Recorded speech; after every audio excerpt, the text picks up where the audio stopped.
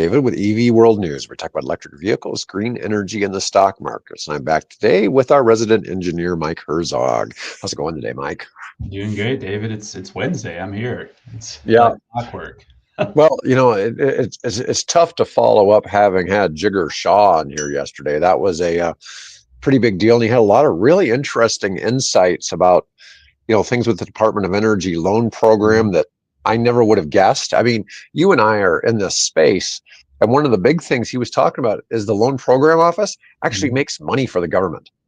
And then it's like, what? Yeah, I noticed in these freezes that the Trump administration is doing right now that they are excluding the DOE and the loan program office. And I found that kind of fascinating. That may be simply because of the fact that this is going on, and there's not an issue with money in those departments. I mean, Yeah, it's just 100%. I mean, if they're making a profit, good Lord, don't turn that off. I will tell he, you, we were talking a little bit beforehand. I was teaching a class yesterday on EVs and high level stuff in that space. Number one question, I think it came up to every speaker. Everybody was talking about it, is how do the latest announcements on freezes and everything like that impact, and 70. And I think unanimously we're like, it's going to go to the courts. It's, you can't cancel it outright. You can hold it. How long can you hold it? Everything like that. But it's just, I think it's too early to say. I think it's too early to say in most of those fronts of what's actually going to happen in this space. And it's not a great answer. People don't want to hear it, but it's, they played their cards, and now it's take it to the lawyers, figure it out. Well, I don't know that it's not like it's really an attack. Some people try to paint it as an attack on the EV industry, but it's not. They're going after kind of absolutely every aspect of government. Yeah. It's like, where can we stop the bleeding in the government and get our budget back under control at the federal government level? And it's like, that's asking a lot. I mean, that's a tough challenge. I think that, when Gingrich and Clinton managed to do it in the late 90s, and it wasn't continued afterwards, it was a big mistake. But we've had some really crazy stuff happen. We had, the big real estate crash of 7 and 8 and 9, and all of those, those bailouts, though, pretty much all those companies survived and they paid back their loans and stuff like that. But you've had other things like all the money that was spent with COVID. I mean, incredible amounts of money. Right after they had balanced it, I mean, it was 9/11. We entered 2 wars, which was a huge deal, and cut taxes at the same time. So it's like those things aren't congruent to a balanced budget. So it's been tough, and that, I think that's just the big concern, is it's everybody. I mean, everything you had is just people, just hold your breath. Like, I think we've talked about before, it's not uncommon for an incoming administration to pause a lot of things and just say, hey, hold the phone. Like, let me get my people in place. Let me make sure we're still doing this right. I think it's just the magnitude of it, and everything. Yeah, we'll put a pause on everything, and we're going to see what happens. But it's kind of startling at the moment. So we mentioned before the show, I don't want to get into it too much, but the big automotive news yesterday was the overweight woman suing Lyft because a driver refused her for being too heavy for the car. It's social media. Yeah, it's good luck finding. It's all over Twitter. It's all over Reddit. Different auto or EV, story for this week. Thank God it wasn't an EV. Okay, it was a Hyundai Elantra with the car, but the driver said she was going to be too much for his poor car, and she wasn't going to be able to fit through the door, which might have been the case. She was like 489 pounds or something. I saw it in some article. But it's very large for a female. I would say go turn on maybe not front page like CNN or Fox News, but any social media. Oh my God, it's worth checking out. It's sad. It's a sad statement on humanity to a certain degree.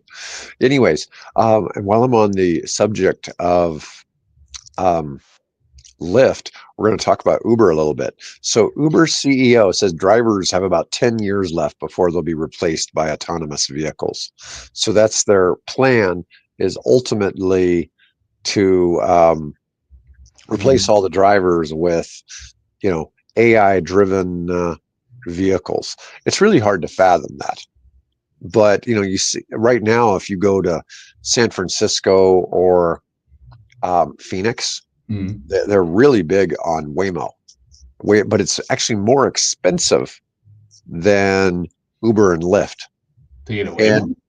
yeah, so here's their problem.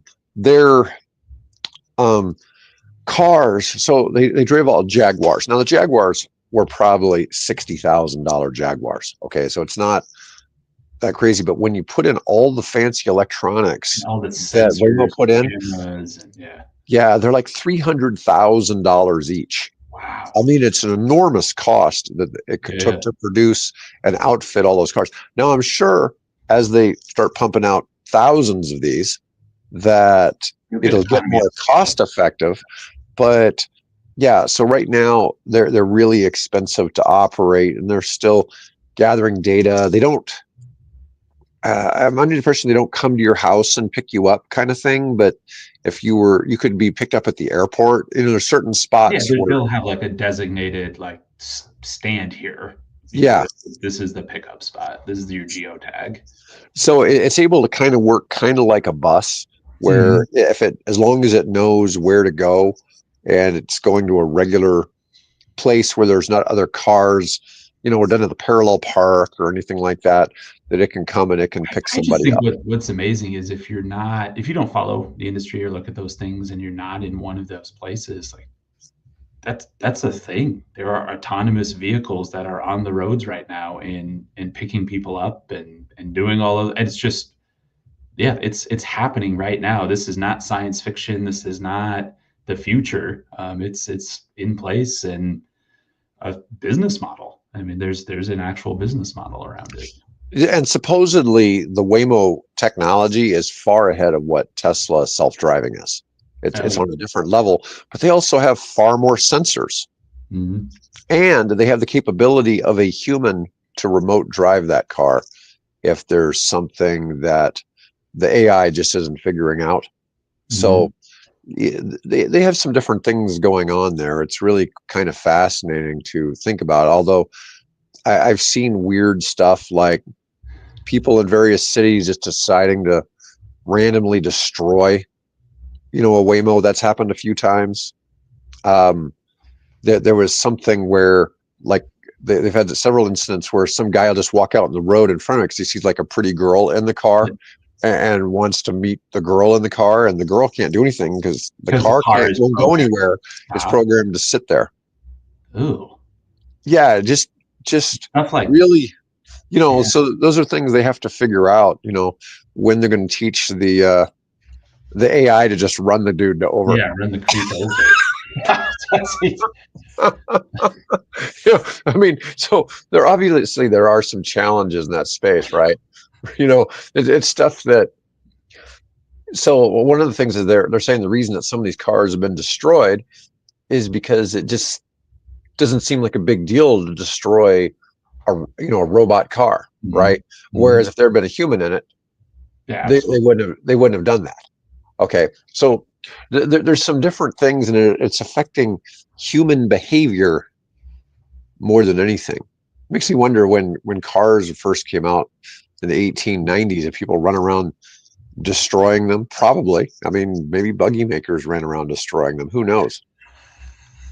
It was. I will tell you, it was a. It's interesting history on that, on streets and use of streets and everything, and when cars came around and the specific programs to like and campaigns to get people off the street, like jaywalker. I mean, Yeah.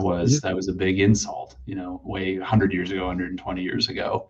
Um, from Jay was a derogatory term for kind of a hick and this and that, and like, oh, here's a jaywalker, doesn't know how to be in the city. Um, that's it's crazy to think that 10 years, Mhm.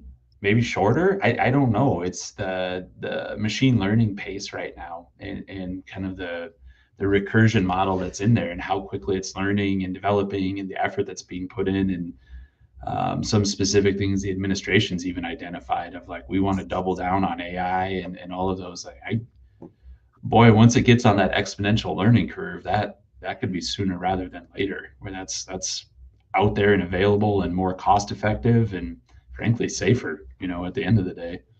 So, I don't know, did you read any of this news about DeepSeek, which is the Chinese AI program that's a competitor to ChatGPT and Claude and all of those? Well, so China doesn't have the same resources, so they created this program called DeepSeek, and apparently it's more energy and resource efficient than the American AI companies. And so it's caused, oddly, NVIDIA, which is the largest chip maker for AI related systems, had their stock go down dramatically as a result of the announcement of this. Although I don't quite, I guess it's because Chinese have figured out some way to, if they can't get NVIDIA, to do without it. And so, but I'm not really at the root of it. If anybody knows, feel free to chime in the chat. But it's just an interesting thing to see that this program is going to be more energy efficient, because that's one of the big things right now we talk about all the time, is how all the data centers really are. And people are like, oh, the grid can't handle EVs. It's like, forget EVs. Drop in a bucket. I mean, we're not even talking an impact. No. Yeah. And even with widespread adoption, and you could double the number that's out there, triple it, and it's still a drop in the bucket compared to the power usage of those big data centers. And they run 24/7. I mean, there is no EVs. The big thing we're worried about from the grid perspective is like, well, when do people plug it in? When they get home at 5 o'clock? When is the grid the most stressed? When everybody gets home at 5 o'clock. So it just compounds the problem that exists today. Whereas, God, those data centers run all the time. You flip the switch and they run for the next 20 years or 25 years continuously. You'd like to think that most people are setting their car to charge at 11 o'clock, to set that. But that's one of the recommendations. So, talking to utilities and other places around there, work with the dealers, work with the electricians that are installing the level 2 chargers. It's a setting. Like, before you leave the lot, like, put this setting on your car. It's not a big deal. It's easy. You won't notice it. It won't be a problem. And it would go a long way if, at the point of sale of either the charger or the vehicle, it left a lot with that programmed in. So I hope that starts to continue or continues to increase its use. Well, a lot of Western states have a surplus of energy at night. And I know in Nevada, you can charge your EVs for free at night. Yep. Because there's certain times, like after midnight, that electricity is free or something like that. So, that makes it a little bit easier to do. Absolutely. All right. Let's move on to some changes in clean energy. So this is coming to me from PV Magazine. And PV Magazine, I'm not sure exactly what PV, but it's something to do. It's an international news for like the energy industry. Okay. And anyways, solar and wind are being installed at a rate that's 5 times faster than all other new electricity sources combined. This is worldwide. So you can take coal or anything else, and wind and solar 5x anything else. I have a chart here. Let me see if I can get it to share. It can be kind of slow with some of this stuff. So this is solar, wind, hydro, nuclear, other, and worldwide installations. And the colors in each one, black is 21, 24 is in red. So you look at, this is solar, this is wind, this is worldwide now, hydro, nuclear, this is other, this is coal, so other would be coal, LNG, natural gas, all that stuff. Yeah. It's just amazing to see. The growth in solar, like battery storage, is pretty nuts too. And I'm thinking I may have an article on that even. So you see that. Yeah. Um, Africa alone in 24. Now, Africa's a big continent, right? A lot of people think it's a country, which I don't know how dumb you have to be to think Africa is a country. But Africa is an enormous continent, but they added 2.5 gigawatts of solar in 2024 across the continent. Um, Utility scale projects dominated Africa's solar new additions.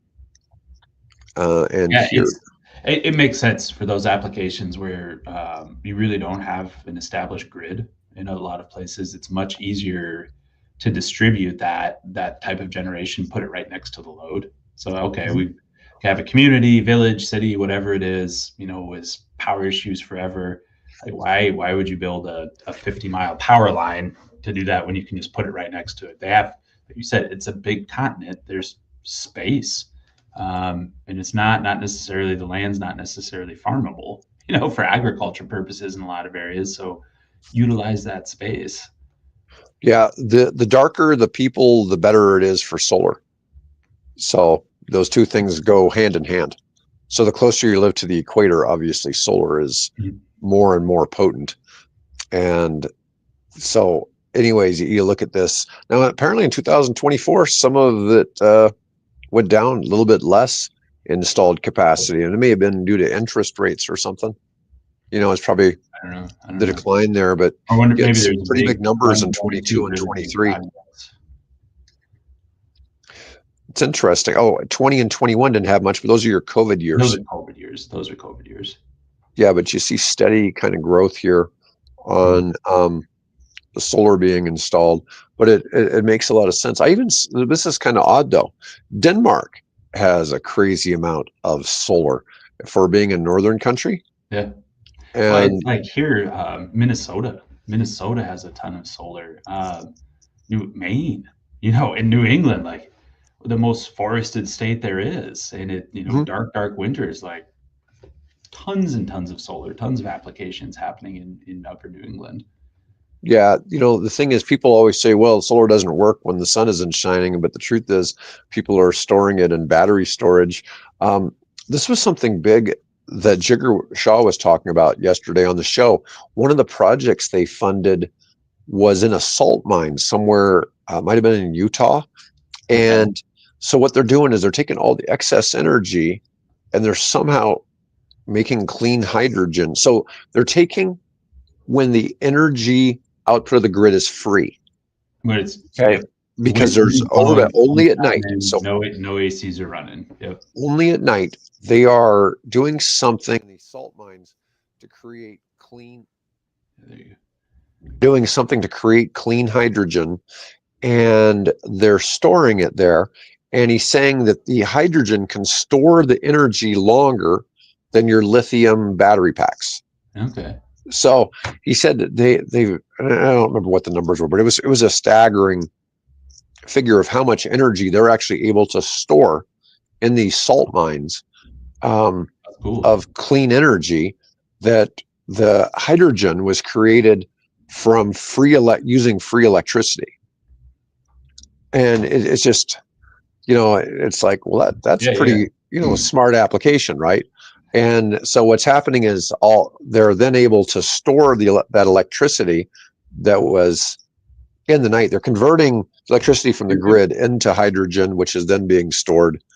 I mean, really, not to get too far off track, but I mean that's what the grid is. That's why we use electricity. I mean, it is our currency for energy and power. I mean, we are converting, combustion of coal, forever, or the wind or whatever, and turning it into work.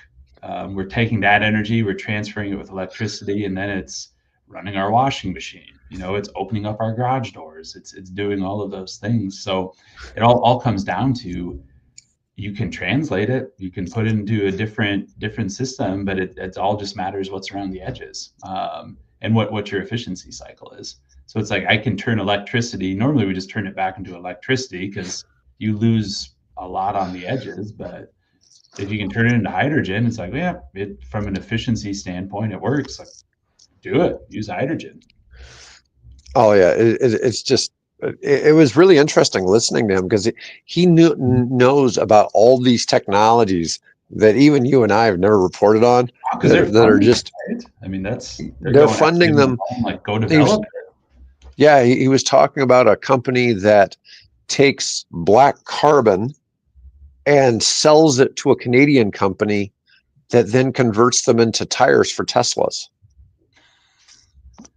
I'm like, Never I heard of don't that. get any of it, but it was like, yeah, so these guys are making carbon neutral tires in Canada, but they're doing it with this carbon that somebody is recycling from some other process. And it was really interesting. Now I was kind of laughing a Hmm. second because I was looking at what our next story is. And this one's a good one. So we've had people on here talk about taking classic cars and Mhm. converting them from gas to an EV. Well, somebody did this with a Lada. And oh, we got a comment here from Bill. Oh, Jiggerel's comment replacing old grid. Newer one can triple the capacity of the U.S. grid. Oh, that was interesting. He was talking about you could improve the transmission lines without having to go out and get new right of ways and stuff like that. Uh, Anyways, I might push back a little bit on some of that. Just from granted, he's much more aware of some of the things in that space. Um, but it's one of those people talk about, seasonally dependent or temperature dependent grid. It's like it still has its upper limit. Metal's still very, very heavy, and you have to really redesign transmission structures to be able to carry heavier wires. I'd be curious about that. That would be an interesting discussion about what yeah, it would be. basis Yeah, of that. Bill's saying the carbon black is being made in Nebraska. That was one of the programs they funded in the state of Nebraska. There was, and we didn't even know this. There's one company that's already operating. That's that one here in Nebraska with money from the Mhm. Loan Program Office, and they have six more. The Governor Pete Ricketts helped Mhm. get pushed through, and we'll see them come along soon. But anyways, back to the Lada story. All right, thankfully I have pictures. So the conversion is a little different than what you'd expect. So what they did was they took 50 cordless drills and they used this. So you see this there on the top. See if I can make that a little bigger. Oh yeah, yeah. So apparently we got like 50 cordless drills somehow rigged together in some kind of daisy chain, and they're powering this. It actually makes the Lada look sort of cool, right? And they got that spoiler on the back. Yeah. Yeah. Battery powered drills under its hood. Now, I don't know how if you have to take all 50 battery packs off separately and charge each one Wow. independently, but It's it funny. certainly would be great battery swapping technology because all of my electric tools have multiple batteries so I can swap them. Wow. And it's this is always a surprise to people too. Like if you take apart your cordless drill battery pack and you take apart your EV battery, I mean it's the same little lithium ion power cell. It looks an awful lot like a AA battery. I mean I know it's a little bigger, more dense, but I mean that's what's in your drill battery pack. That's what your car is full of. It's full of 1,000 tiny little AA batteries that all work together. Let me see. The Russian wrenchers worked to build a kind of electric engine out of cordless drills. The 50 battery powered drills were mounted around a common crankshaft, which linked all 50 motors together via a complex array of belts and pulleys. Oh, God. Let me see if I can. Yeah, there's another picture here. Um, it's just nuts. It's just like a big cylinder there. Um, um, the team That's took a Lada that had already been lengthened to make space for a chainsaw powered V16. They stripped away from all those nasty gas motors and dropped in the gargantuan electric motor. I mean, isn't that nuts? Wow. that's What, fun. what Fun, yeah, what glad people people will do. like that. Um, yeah, you certainly would do a double take if that car rolled past you on the highway. It was done by a group on YouTube called Garage 54. So, yeah, I was like, hey, how did you skip reporting on that. Seemed like a pretty worthy Mhm. news story there. So give some do-it-yourselfers at home some ideas. There you If your go. gas engine blows out, get you 50. Go to Harbor Freight, get you a deal on some cheap cordless drills, and Timu, whatever, however you pronounce it, go. Yeah, I bet you can get get, those really cheap off there. now would that catch on fire? Good chance with 50 of them. You I'm might trying to think actually of be able to get a how loud that thing would be coming down the street. whir. All them whirring. People who complain that electric cars don't make enough noise. I think that'll take care of it. Yeah. Yeah, the sound of 50 drills being used at the same time. Yeah, that would kind of fix things. That's an OSHA. That's an OSHA complaint right there. Oh. So Bloomberg, which is really a terrible news source for trying to open up the page if you don't subscribe to it, because they paywall everything, put out an article about France for 2024. Their power grid was 95% fossil free, and so they only 5% came from coal, LNG, stuff like that. Well, The rest of it, France is such a big nuclear powerhouse. I mean, I would be surprised if that number's really gone up over the past, couple of years, or it's been like that way for a long time. I mean, France has been heavy nuclear base load for a long time. yeah, it's funny because Germany's gone the other way, right? Germany closed Mhm. their nuclear power plants before Russia invaded Ukraine. That's not working out that well for them. I don't know if they've reopened any of them or not, but Hope so. I think nuclear is a great option, great solution, especially if you have it and it works. Keep that thing running as long as you can. yeah, it seems like a great idea. Let's see. Oh, remember a while back we talked about how California ran for like 24 hours, Yeah. On um, all no renewable. renewables. So apparently in California, they managed to do 98 out of 116 days. Let me see. State of California demonstrated no blackouts occurred when wind, water, solar electricity supply exceeded 100% of demand on the state's main grid for 98 out of 116 days from late winter to early summer 2024. So early part, in the first half of 2024 Mhm. for a maximum, oh, for a maximum of about 5 hours a day. Oh, okay, yeah. I don't The know. That start of that was a seems little like a misleading of like, holy yeah. cow, you're running. Yeah, I don't know. Okay. It's this seems like it's sort of selective. Solar power in California from the year before is up. Solar is up 31%. Wind is up 8. Batteries are up 105%. Wow. So a lot of So they're doing it. Maybe battery production. that Yeah, solution of how do you balance renewables and put in batteries, like California's on the front line of that. battery batteries supplied up to 12% of nighttime demand by storing and redistributing excess solar energy. Cool.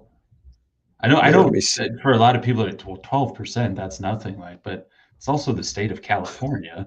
And it's also like, that's a big deal from where we were a few years ago. So California's high electric prices aren't because of wind, water, and solar energy. The issue is primarily caused by utilities recovering the cost of wildfire mitigation, transmission and distribution investments, and net energy metering. I'm sure all those fires, damn, and some of them they got sued over, some Oh, of yeah. the got because the power companies were responsible for some, but it seems like a lot of California fires are arson. I, I, I don't know about that specifically, but I'm a utility person by background, and I look at it and go, yes, did arcing start that? But it's in a tinderbox. I mean, it was only a matter of time. It's something happening, something popping up. For me, it's hard to pin that on the utility when a couple of sparks can start those fires and say, hey, utility, this is your fault. It just, I don't know. It doesn't make a lot of sense to me when everything's said and done. That it's whoa. What about the water usage? What about Right. your development practices and no controlled burns and things like that? It's hard to pin it on like whoa you're the one who did it. You started it. You're going to pay $2 billion to fix all of this. No, it doesn't seem right when they know that there's a chance of having fires, yet they're not taking measures to, prevent it. They're not being proactive, that's for sure. Everything seems to be reactionary. Yeah, it's just it doesn't make a lot of sense to me to completely blame, or from a financial standpoint, completely blame a utility for that. But that's where we're at. Yeah. So 10 of the 11 U.S. states with higher fractions of their demand being powered by renewables have among the lowest U.S. electricity prices. So California is the one of the 11 that it's more expensive. And a lot of that's driven by hydro, like Washington State and up there, all those dams that they've put in. So hydro always counts as renewables, and that's right. Dirt cheap. Washington has some of the lowest rates in the country. Where we're at in Nebraska, it's dirt cheap, and we have so much wind that's been added to the system in the past few years. That hasn't driven that cost down. We're all public power, which has kept rates low for a long time, but it pushed our renewable percentage up. You remember that one day when it wasn't windy? I don't. I don't remember that one. Yeah, and we're in a constant state of flux. I mean, the wind may change directions. It changes direction for sure, but it's coming from somewhere. Right? Yeah. If it's coming from the north, we get a polar vortex. If it's coming from the south, we get weather like today, where it's going to be 55 and sunny again. If it's coming from the west, God only knows. Probably got rain on it. Yeah, it's really interesting how that changes all the time around here. Okay, let's talk about. Oh, here we go. I got an article on global energy storage. So the global energy storage market in 24 added 175.4 gigawatt hours of capacity. That sound like a lot? 175 gigawatt hours. That's a lot of batteries. That's a lot of zeros. It's a lot of zeros. Yeah. Let me see. New installed capacity reached about 222 gigawatt hours. Oh no, in 2025 they expect there to be 221 gigawatt hours of capacity added. China, the Americas, and Europe are anticipated to see steady growth, while emerging markets like the Middle East and Africa will begin scaling up, causing the combined share of the installations from China, the US, and Europe to fall below 90% for the first time. So most of that it's probably China, but it's interesting to see that number is growing, because people always say, hey, solar doesn't work when the sun isn't shining. It's like, well, to a degree. Let me see. Somebody talking about the Chevy Volt replacing battery 4000 from Green Tech with a Chinese OEM battery, not refurbished. New era to start. This car is 210,000 miles. The Volt's an interesting car. There's a couple of years where initially they had some problems, but it's really a shame they discontinued that car, because it was. It's coming back, right? Did we hear that? Is that not a thing? I'd like to think so, but I don't know if I've seen an announcement that the Volt's coming back or not. It's one of those things like you would assume with the current market and the, even Jigger was making his case of why he wants to see more plug-in hybrids yesterday, and kind of his theory was that old people need them. Yeah. Okay. Because he said that the idea of taking these big charging cables to change over might be too much for some senior citizens, and and then you don't have to teach them about all the different types of level 3 chargers. So that's the number one thing people ask about or people talk about, or just anecdotally, it's, oh, EVs, like, well, I think about, a plug-in hybrid, or something like that, but I just don't want to get away from the gas. So I don't know. It's what I hear about most from people when we talk about EVs, of like, I don't know if I do a full EV, but plug-in hybrid, sure, I'd consider that. Yeah, so my numbers here are probably going to be way off base, but like Toyota for 25 now has like 2 or 3 plug-in hybrids. They're great in the just basic hybrid non-plug-in space, but Hyundai dropped one of theirs. So they did have, I think the Santa Fe isn't plug-in anymore. I think the Tucson is plug-in hybrid, and they may have something else, but there really aren't other. Mitsubishi It's has not. a plug-in hybrid Outlander. The model numbers, and it is low. I mean, it's very low. Like, here's, standard, traditional hybrid, great. Everybody's doing hybrid. Full battery electric plug-in, like, great, taking off in models. And then plug-in hybrid just lives down here, and it's going down year over year. There's fewer models. Maybe I'm missing something. I don't understand, because it just, everybody I talk to, it's, oh yeah, I might consider that, but maybe it's a say do. It's like, well, everybody says they're going to do it, but nobody's actually going to buy one of these. They're either going to go full EV or go back to full gas. I'm wondering if it's a manufacturing issue, that it's just really difficult to make. Just too complicated. Yeah, maybe they don't make money. Right? You have a internal combustion engine and an electric motor. I mean, it's Yeah, got to be complicated. I mean, small battery they generally only do 37 miles, right? So you're probably talking a 20 kilowatt hour battery, maybe. No, not that much. Maybe a 15 kilowatt hour battery. You're not talking a very big battery in these plug-in hybrids compared to a full EV. Yeah. Damn, there's no selection. You go trying to find a used plug-in hybrid, you got to go back and find like one of these Chevy Volts. The Volt's a 16 kilowatt. Yeah. But or a Cadillac ELR, which is the same as the Volt, just different chassis. But you start talking about that, like the ELR was only made till like 2016. You look at that, it's like, well, that was kind of premature, right? Yeah. I don't really know what to think. I think there was only in the 3 years they made, or 2 years they made the ELR, I think they only sold 2,000 of them. For being a two-door sporty Cadillac, didn't really have a lot of horsepower. So that might have been one of the I don't know how fast, I don't know what the horsepower is on the electric motor, but I think the gas motor was only like 165 horsepower or something like that, which for a luxury car, that was really like underpowered. Yeah, that's you can't merge on an interstate at that. Yeah, that was, and they were $75,000. So, it just seems like a lot. Other things going on. There's probably some other things going on with that.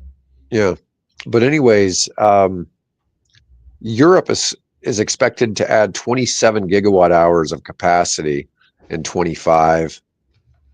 Let's see, the energy storage market of the Americas. Now this includes North and South America. Okay. Added 41 gigawatt hours of capacity in 24, with the US and Chile as the main driving forces. The US is primarily driven by FTM projects. What would FTM mean? FTM. Flavor of the month? FTM. Flavor of the month? I don't know. Which account for over 90% of the installed capacity. He keeps using this article I'm reading, keeps saying the FTM market across the country remains strong. California, Texas, Arizona, Nevada, New Mexico led in installed capacity. Yeah, I don't know what. Yeah, the article I'm looking at keeps using the FTM. Oh, is it something to do with crypto? No. It's has to do with battery storage. So, there's one called BTM energy storage, and then they have FTM. Front of the meter, and then BTM's behind the meter. Oh, so okay. Front of the meter, it's utility owned, like utility scale, utility run. Behind the meter, it's customer owns it. So Got it. It's something like that. Okay. Oh, okay. Yeah. So front of the meters, it means it's utility. Like, oh, yeah. BTM comes up a lot. I guess I don't talk about front of the meter a lot. That FTM doesn't come up too much. Okay. So front of the meter means it's utility owned, essentially. It's on the utility side of the grid. Behind the meter, it's behind the meter. It's on the customer side. Customer owns it. They're doing something. Okay. All right. Well, it's really fascinating though to see so much battery storage, and those aren't ones that are being recycled from cars. Mm-hmm. But eventually, all the EV batteries probably will get recycled for that. Yep. Absolutely. All right. I've got some pictures of the 2026 Cadillac Lyriq. So the Lyriq has surprisingly been a very, on the Cadillac website, it says it's the #1 selling luxury EV in Nebraska. But here's the 2026. It looks really nice. Obviously, Cadillac should look nice. But 2026 Lyriq V is a 615 horsepower electric super SUV. Let's see if they don't give us like a slide gallery, but obviously it looks nice like a Cadillac should. But it is sharp looking. Pretty car. I mean, yeah, Cadillac always has sharp looking automobiles. So that's kind of a nice feature. Anyways, that's pretty much all we had to cover for today. I think we've covered enough. We've gone over 40 minutes today. Yeah. And anyways, as always, Mike, thanks for coming on. And we'll be back next Wednesday. We'll be back tomorrow with Bill. Folks, thanks for watching us today.